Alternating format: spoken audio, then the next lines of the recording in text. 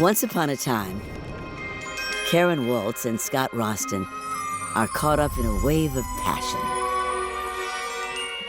He wined and dined her, took her places. He kind of swept her off her feet. She was ecstatic, bubbling. They had so much in common. But one Valentine's Day, their hopes and dreams wash away in an instant. This was Love Boat gone wrong story. It was like the air being sucked out of you. I was just in shock. For this couple, the honeymoon is over.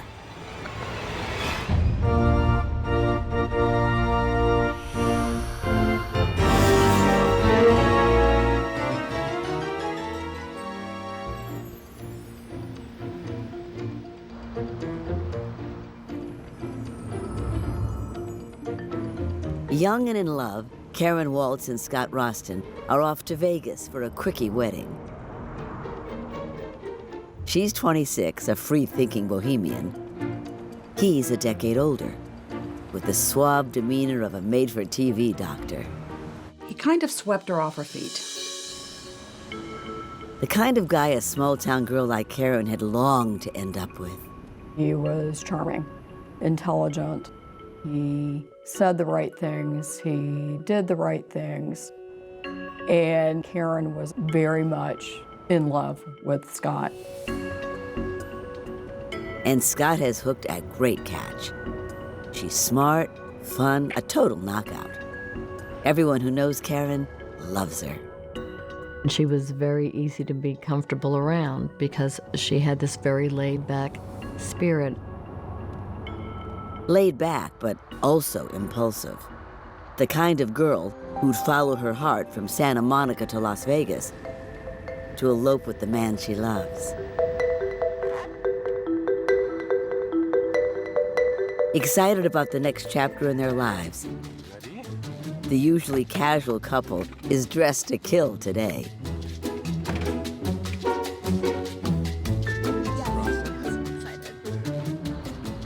Vegas is a place where people are impulsive and where people are drinking and gambling, and marriage is the ultimate gamble, isn't it? Yes.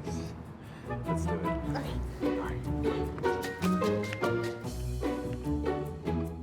Dearly beloved, we are gathered here in Las Vegas. Even surrounded by plastic flowers and a paid witness in the marriage commissioner's office, they both look great.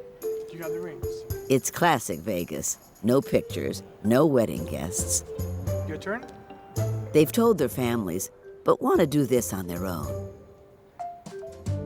By the power invested in me in the great state of Nevada, I now pronounce you husband and wife. You may now kiss the bride.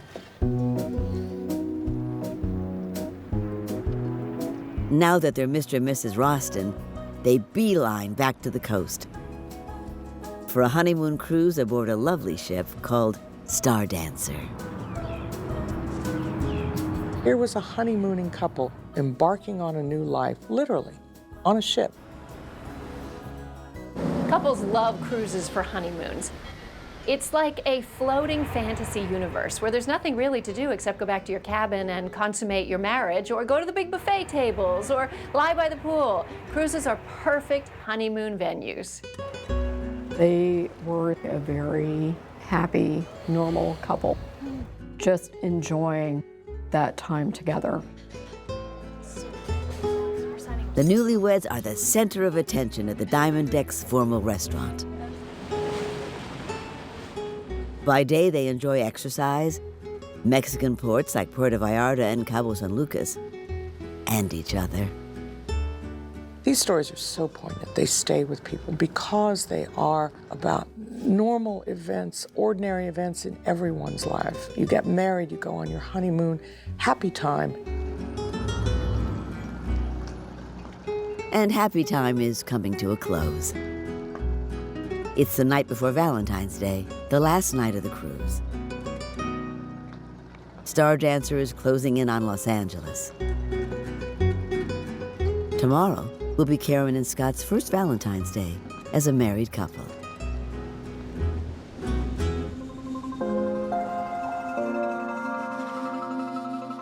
But late that night, the unimaginable. Somebody help me! Captain, my wife's been blown overboard. Karen has fallen overboard, over the rail, and into the dark, cold, deep water. They have to find her, fast. Chances of survival could be pretty slim, given the temperature of the water. They just can't tread water for that long period of time. The Coast Guard is called in from San Diego to launch a full-scale search by sea and air. There's so much irony here. This is supposed to be the beginning of a beautiful, happy life together. Instead, on a romantic cruise, on their honeymoon, on Valentine's Day, she goes missing. How could this have happened to an athletic woman like Karen, who was always so comfortable in the water? Karen loved the ocean. She was a great swimmer, very strong. We went to the beach as children and on the weekends. We used to have tea parties in the water, underneath the water. Karen grows up along the beaches of Florida with a sister and a single mom. Her dad left when she was a baby. Mom raises her 2 girls with tons of love, but on a shoestring. My mom was extremely hardworking, often worked 2 jobs to send us to a private school and to provide for us. There wasn't a lot of money left over. She was determined that her girls were not going to live the hard struggle of a life that she had. Mom makes sure they're able to follow their dreams. And Karen's dream is dance. So Mom finds the money for lessons. She was extremely graceful.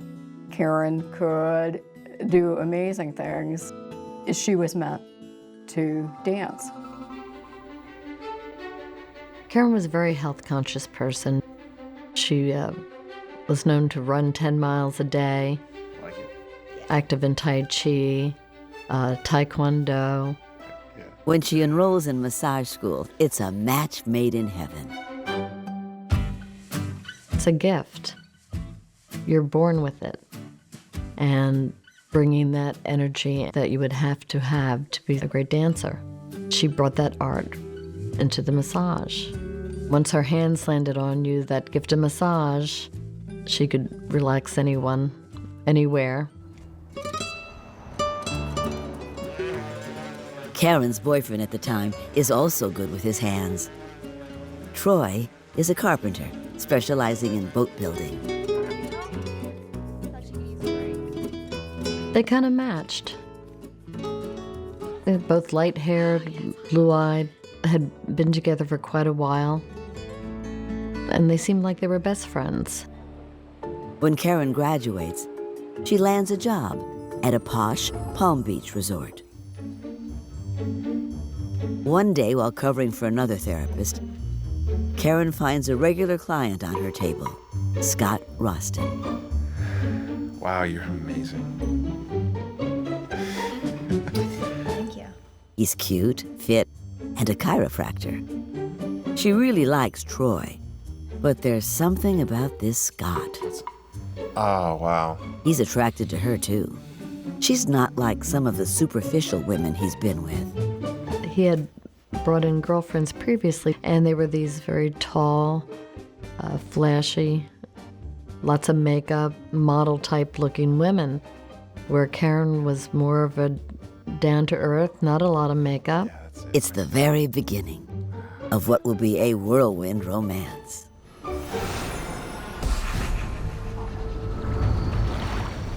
But now they've been ripped apart, and somewhere in that cold, dark ocean, Karen could be clinging to life.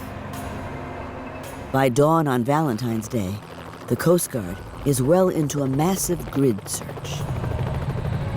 They would have to take into effect it would be some drift factor because of the current of the ocean.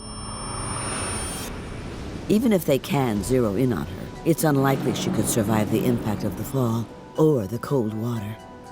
Still, the searchers hope for a miracle. Then, 10 hours into the search, one of them spots something. When we located her, I think we were lucky to find her. What they find unleashes a mystery that will lead investigators into a world of intrigue, lies, and deception.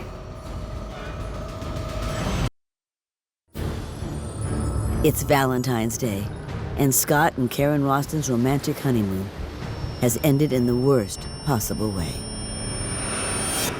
The Coast Guard searches off the coast of Southern California for a missing bride. After 10 hours, they close in on something bobbing on the waves. As they got closer, they observed that it was a female, and that's when they brought her on board, and were able to determine that this was the victim that was reported had fallen off the Star Dancer. How could the beautiful young newlywed be dead just a week into her marriage? Investigators need to figure out what happened. According to Scott, they were jogging that night, and she somehow tumbled overboard, blown by the wind or losing her footing as the ship tossed. He says he hit his face on a metal box by the railing, trying to save her. But she slipped away into the darkness. Karen was alive when she hit the water.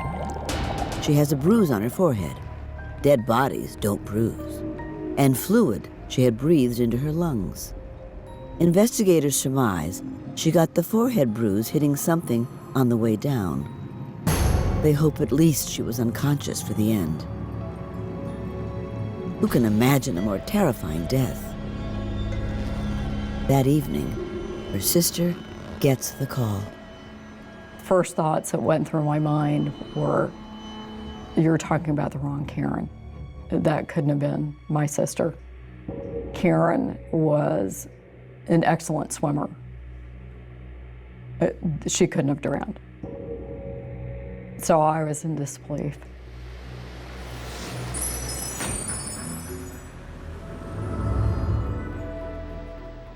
Less than a year earlier, Karen's life in Florida is looking sunny. She really likes this interesting, worldly doctor. After graduating from chiropractic school, he spent a year in Israel with his parents, setting up a chiropractic clinic there. Before long, the two are thinking of taking things to the next level. For Karen, that means a tough choice.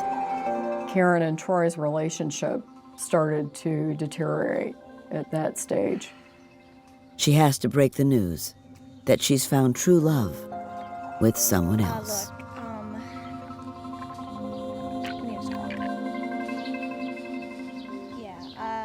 I think Troy was devastated. I'm sure he wasn't sure what had hit him. I think that he wanted to marry Karen. Karen, I'm so sorry.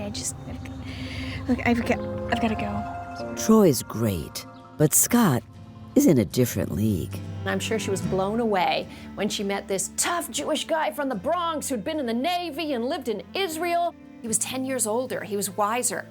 Compared to the sweet, nice, ho-hum guy next door who she was with, Scott seemed like a catch. He was her Prince Charming. She's dying to meet his close-knit family. In fact, they're so tight that Scott still lives at home with his mom and his chiropractor father. She likes them immediately. And Scott's parents like her too. No surprise. When she walked into the room, she lit up the room with a smile, with that energy, just that natural energy. They were very willing to embrace her in the family, teaching her how to cook Scott's favorite dishes, teaching her about the Jewish faith. Karen learns that Scott is also an author with a fascinating story to tell. In his book, he relates the story of his time in Israel. While he was setting up the chiropractic clinic, the Israeli mob approached him about a smuggling racket. When he refused to cooperate, they had him jailed and tortured. He ultimately faked psychosis to get transferred to a mental hospital, and from there, talked his way into being released, then ran for the airport to get back to the safety of U.S. soil. I'm sure she thought this was wildly exciting, a story of international espionage and abduction, a manly man who fought himself free. He must have seemed so exciting to her. He's exciting and well-bred. He wined and dined her, took her places that she'd never been before. He teaches her about rounds of golf and ski vacations and fancy restaurants. It's a whole new life for her. I believe that she was excited that someone like Scott would be interested in someone like her. And he was able to afford her things that she wouldn't afford otherwise.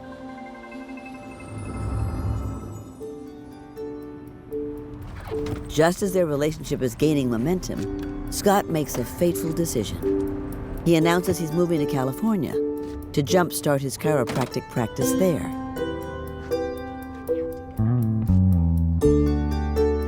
What's the matter? Okay, we talked about this. I know, but it's all the way to California. Long-distance relationships are never easy. It's been just so good. But Karen is committed to making it work. She'll visit as often as she can. It was a long-distance relationship, but she really had fallen for him, and she was okay with that for the time being.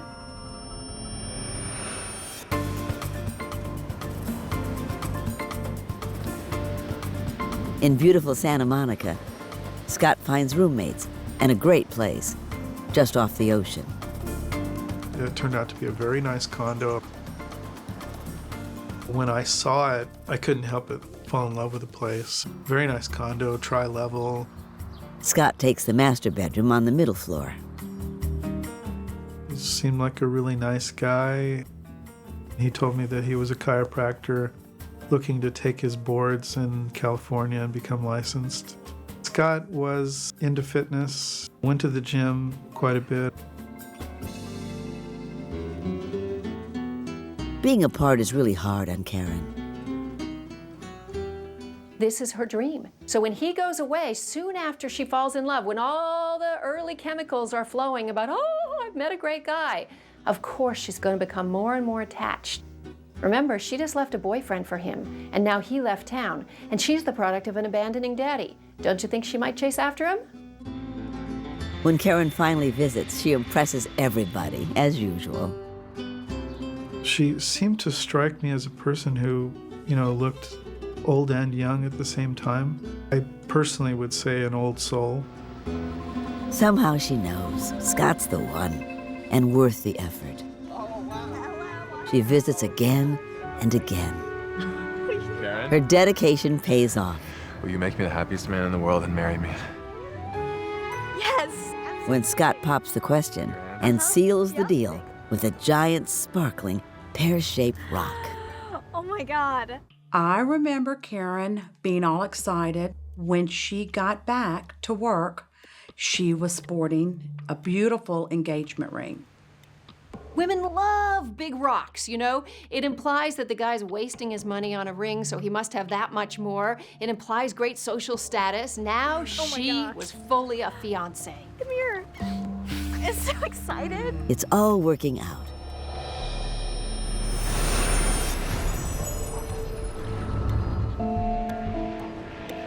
But now, the officers of the Star Dancers struggle to understand how an agile athlete could fall over a railing higher than her waist on a night that wasn't windy. Somehow, Karen went over, and Scott got pretty banged up. Something horrible has happened. But what? The bizarre explanation is something no one could ever predict.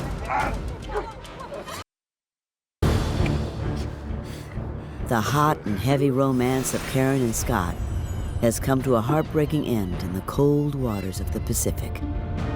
The only flowers appropriate for this Valentine's Day are funeral lilies.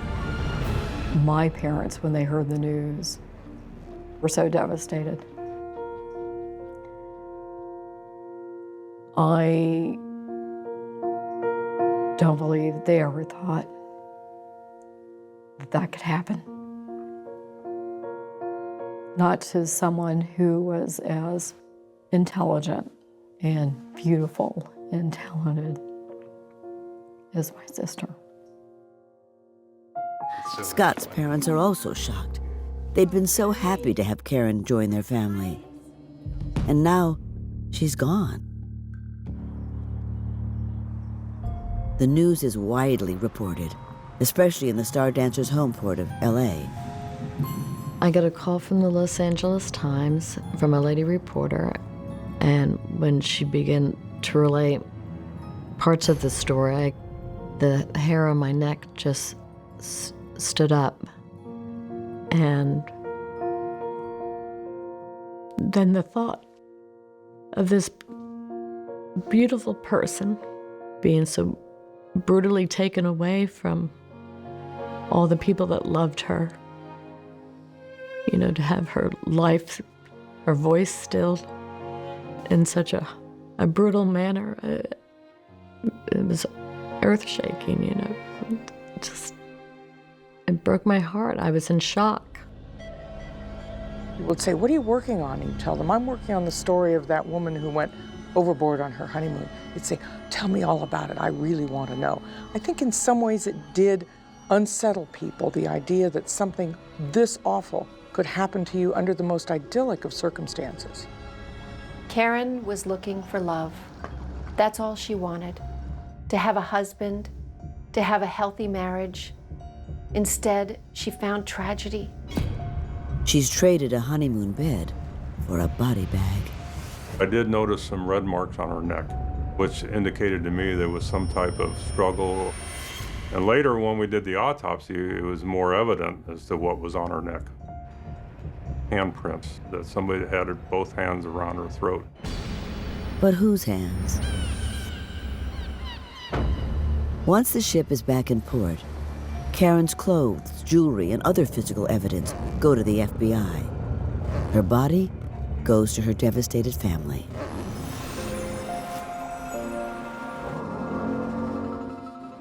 It's so tragic. Karen's life had just blossomed when she'd gotten engaged. It was expensive. She had everything to look forward to. She was beautiful, she was happy. Why shouldn't something good happen to her? Having grown up in modest circumstances, she's dazzled and thrilled to be marrying such a terrific guy.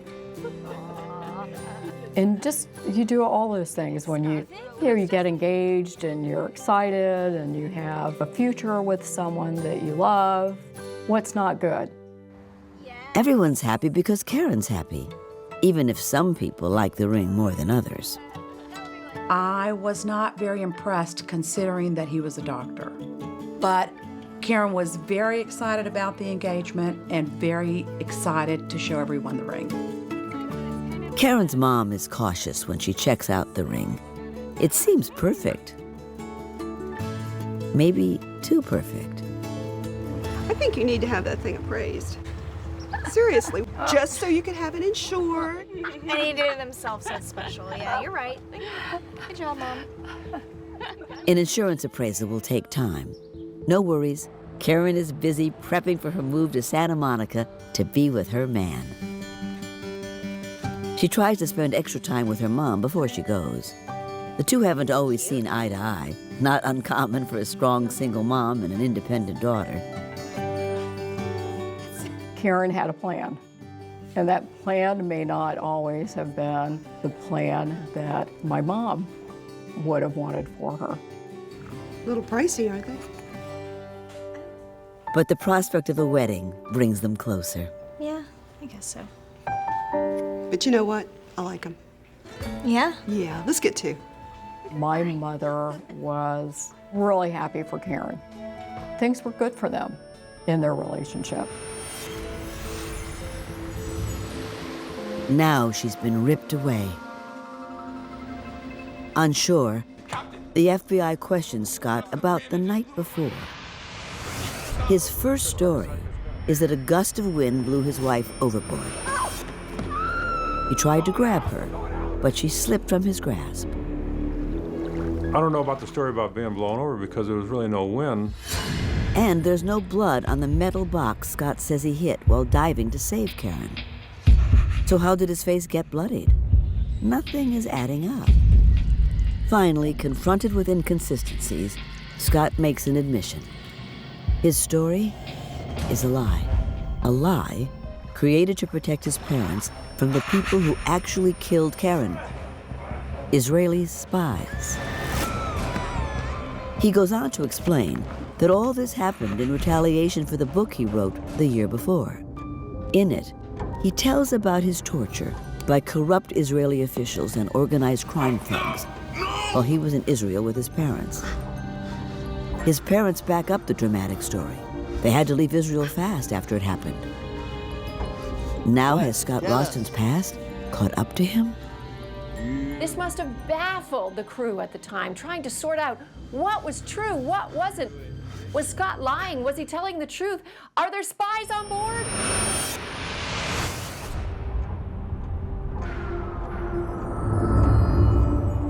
This is not the first time authorities have heard about espionage attempts on his life.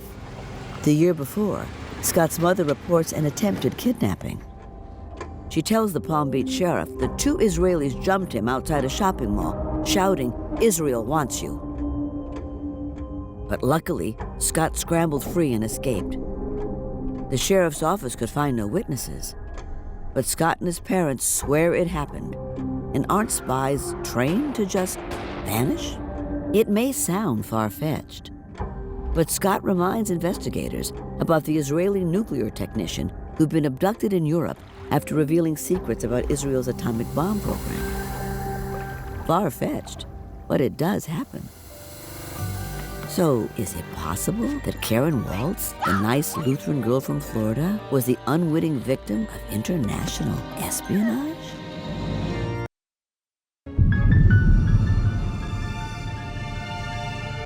Scott Roston tells the FBI his wife Karen was killed on their honeymoon by Israeli commandos. Agents begin scouring the passenger manifest, trying to see if it's true that spies were on board.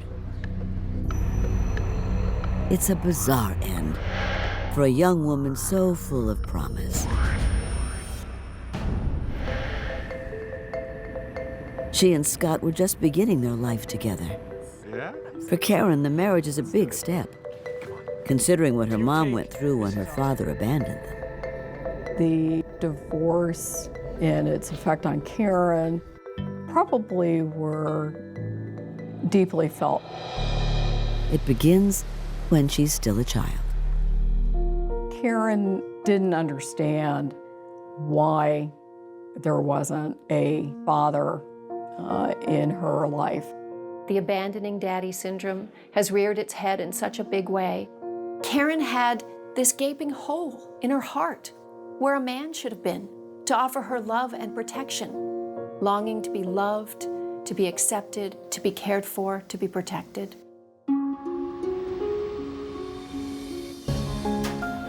Enter Scott Roston. I think Karen was a romantic at heart. And she believed traditional protector, provider, manly man would be the one to solve all her problems and make her dreams come true. And I think Scott looked to Karen for her small-town stability, for her sweetness. Oh my gosh! Yeah? So you're gonna give me a massage? Everything seems perfect, but it's not. As far as Karen knows, Scott's thriving practice is paying for their lifestyle. But the truth? Not only is Scott's practice not thriving, it doesn't exist. He's not even licensed to practice in California. In fact, he's living off a big insurance payout he got from a shopping mall after he slipped on, believe it or not, a banana. Scott presented himself meticulously, composed, always neatly dressed, it was, you know, the appearance that he was doing well. In the early stages of a relationship, you have nothing to go on except what your lover tells you. So of course you believe it all. She bought it, lock, stock, and barrel. And that engagement ring? Eventually, the appraisal comes back. Karen found out that the ring was cubic zirconium, a synthetic diamond. Wow. Karen was angry, embarrassed that someone would find out. Especially when she goes to an engagement party for a cousin who's flashing a real rock. It was expected that Karen would show hers off as well. Karen, show her your ring.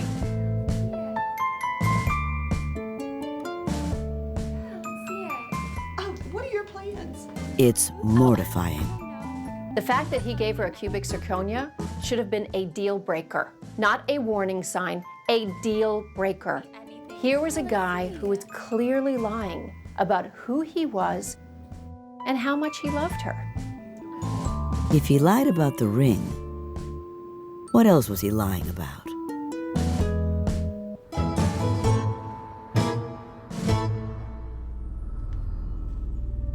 Karen, I think, started to have some misgivings or some second thoughts, trying to figure out what the truth was. Just before the road trip to Vegas, Karen calls her sister.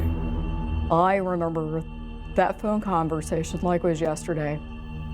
She's afraid to back out and look silly.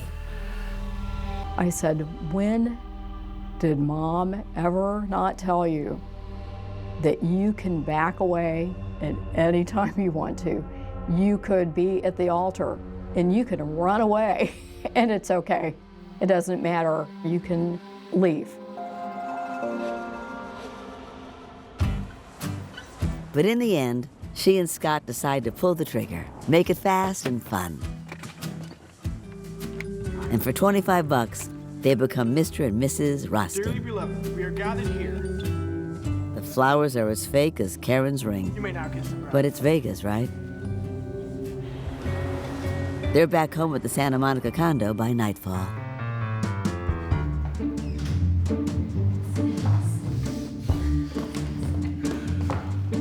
What's up, buddy? Hey, guys. I noticed that both Scott and Karen were dressed up, and I think before that I had always seen them in shorts or workout, casual clothes. I said, it looks like you kids have been to a wedding. And Scott flashed a ring to me. We seriously got married. Where? In Vegas. And I said, well, first of all, congratulations. Thanks, man. Thanks. Secondly, what the heck are you doing here? Why would you not stay? I think I'm gonna head on out and let you guys have the house. If it were me, I would have stayed in Vegas, Take care. But hey, c'est la vie. Have a good one. And how do they spend the wedding night? She was just kind of puttering in the kitchen, and he was watching Star Trek. Not everyone would choose Captain Kirk over a beautiful bride. Kisses, babe. But Scott definitely isn't everyone. This was a setup for how their relationship was going to be. This is what she signed up for. She must have known it.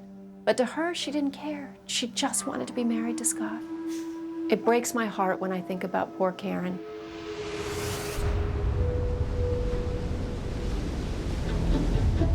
On board Star Dancer, the honeymooners dine with the same group on the Diamond Deck each night. As always, everyone's taken with Karen. She was extroverted, she was well-spoken, articulate. But Scott seems to have some problems with her. He gets angry if she eats sweets, or even uses the wrong utensil. What are you doing? Yeah, there's. What are you doing? What? With that fork. With the fork. This planning on is eating your one dinner of fork. these. Go ahead. Go ahead. Sorry. The truth is, he doesn't feel that he has the social class to be there, so he's projecting it onto her.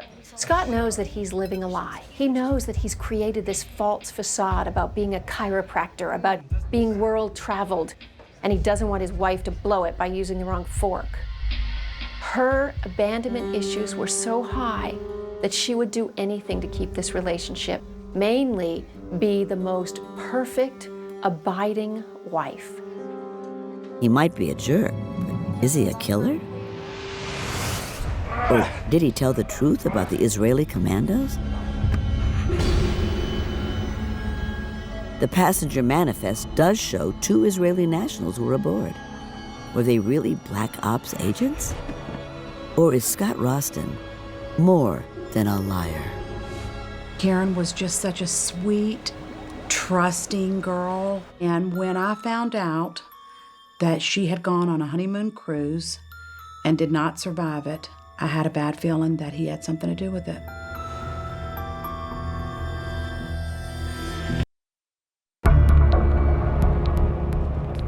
Karen Waltz Roston, only 26 years old, and on her honeymoon cruise, is plucked from the Pacific Ocean on Valentine's Day, 1988. Her husband claims shadowy Israeli hitmen killed her. The FBI has a different suspect in mind. They were holding Scott on suspicion that he was the one. No, of course I don't have any proof. I can't. Look, these guys are good, okay? These guys are good. They framed me. Held without bail, Scott continues telling his story to any newspaper that'll listen.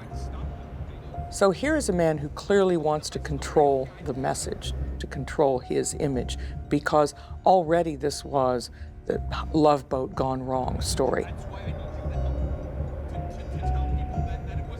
Here he was talking about the fact that he did not do this. He did not kill his wife, but it was Israeli agents on board ship who were seeking revenge for a book that he had written critical of the Israeli government. Meanwhile, they never found any sign of any Israeli spy on that boat. So it shows me that maybe he is mentally ill, or maybe he's really smart and he's just sticking to his story. His parents believe him, but everyone else? No. I never thought that was a plausible explanation. I shouldn't be laughing. The grieving groom never backs down. In one of Scott Roston's conversations with the Times, he said, "You can get out the message to the people who did this to her that her death is not going to be in vain." No one has ever been able to substantiate the claims he makes in his book. Is it just more lies from a twisted mind? Karen's family holds the funeral back in Florida. Well, what can you say to people? I think I just remember walking up and hugging her mother, and because there are no words to comfort anybody in that position. Karen's ex-boyfriend, Troy, is as crushed as anyone. She was the one to have broken up with him, and it made it even more moving because he still loved her.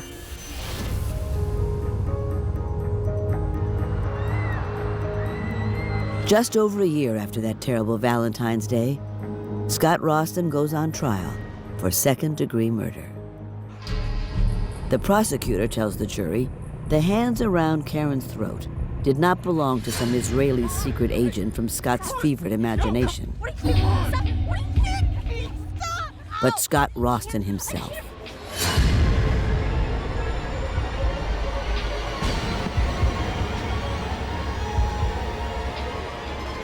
That explains the gouge on his face, which neatly matches the shape of Karen's cubic zirconia engagement ring. The rock might have been fake, but she made the best of it in the fight.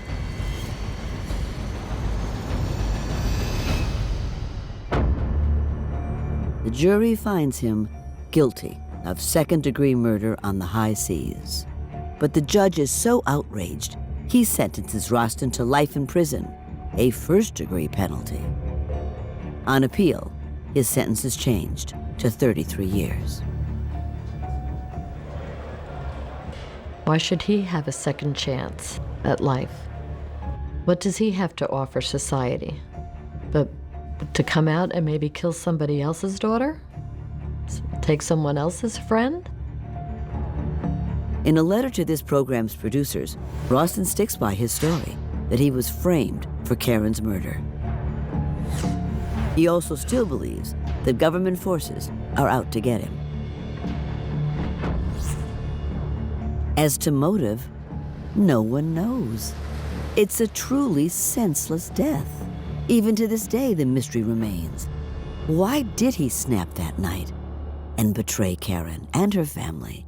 My mother had spoken to him on the phone and said, I want you to take good care of my daughter. And he agreed that he would do that. It was a lie. I get so angry. Here, Karen, who had so much to offer, and so many people that loved her, to just be cut short by this insecure, controlling, narcissistic manipulator. All she ever wanted was love. There were red flags, there were warning signs for poor Karen, but she was so in love with love, so longing to be with a real husband, that she couldn't see those red flags. When Scott killed Karen, he deprived the world of her and what she had to offer. Karen was a sweet soul with a great heart. She really could have made a big difference in a lot of people's lives. In her family's hearts, Karen lives on. I was pregnant at the time when Karen died. Karen was very excited about my being pregnant and her becoming an aunt. So when my daughter was born, we felt that it was right to name her Karen. I tell my daughter and even other people, if you're in a relationship that doesn't seem right, that there are questionable behaviors, controlling manners of someone else, that you're at risk, go to someone for help, someone you trust. Because no one deserves this.